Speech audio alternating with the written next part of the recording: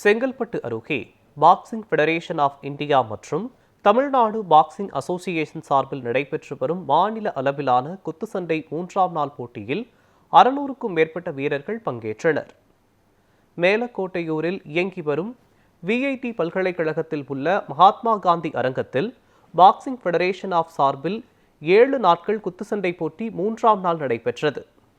இந்த போட்டியை Tamil Nadu boxing association தலைவர் Pon Baskaran, boxing federation of India பொதுச் செயலாளர் பிரமோத்குமார் பங்கேற்றனர்.